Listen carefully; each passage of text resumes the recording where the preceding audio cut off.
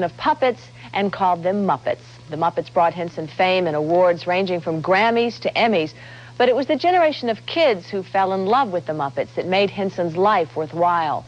And though his life ended this week at age 53, Henson's genius will continue to influence coming generations. Leonard Maltin has more. Leonard. Well, Lisa, I feel as if I've lost my best friend because, in fact, I've lost several. Kermit the Frog, for one, and Ernie from Sesame Street. See, I just love the Muppets, and I know that one reason they elicit that kind of response is all the love and dedication that Jim Henson put into them. Saying goodbye, going away, seems like goodbye, such a hard thing to say. The Muppets have been a part of our world for such a long time, it's hard to remember when they weren't around. But it took time for them to catch on when Henson first introduced them in the 1950s. For one thing, they didn't look like traditional puppets. And for another, they weren't cute. In fact, they were pretty irreverent, even when selling a product. Howdy, stranger. I hear you don't drink Wilkins coffee. Yeah, so what? Now, are there any other strangers in town? But that's exactly what caught people's attention. From local TV in Washington, D.C., the Muppets soon graduated to network TV guest spots. So here they are now, the Muppets. And then came Sesame Street, a bold experiment on public television that sought to mix entertainment and education. Henson and his colleagues thought it might last a couple of seasons. Instead, it's become an institution, not just in the U.S., but all around the world. It's been a marvelous part of my life for many, many years, and I'm only proud to be a part of it. Characters like Big Bird, Bert and Ernie, Oscar the Grouch, the Cookie Monster, and of course the plucky green frog named Kermit have become superstars. And why not? They're wonderful. You see, I'm here to talk about the London fog. The fog, sir. Oh, the fog? Yes. No! Well, I beg your pardon, sir. But like another creative genius, Walt Disney, Henson never rested on his laurels.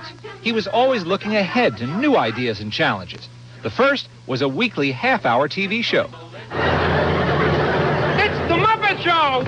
Not only did the Muppet Show make stars out of such Muppet players as Fozzie Bear and Miss Piggy, it acted as a magnet for the biggest stars of the entertainment world. May I help you? The wine, please.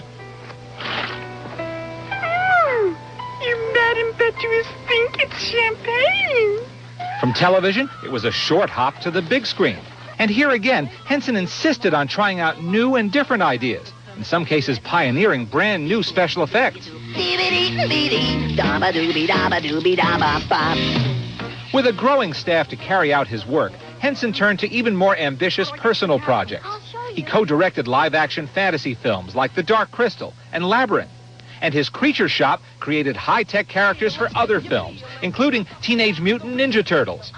It's somehow fitting that Henson wound up in partnership with the Walt Disney Company. And now the Muppets are a part of Disneyland and Walt Disney World. I love that.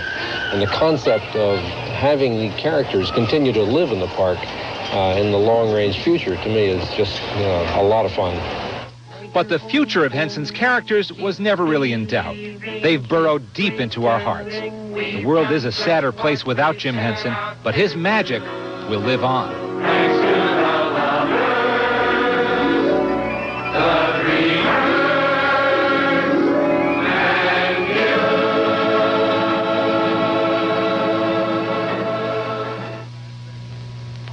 On a newscast the other night, I heard Jim Henson referred to as the voice of Kermit.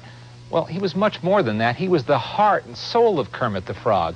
And Kermit was very much Jim Henson, likable and funny and straightforward. And perhaps I should add to that, irreplaceable. Certainly. No doubt. It is an understatement to say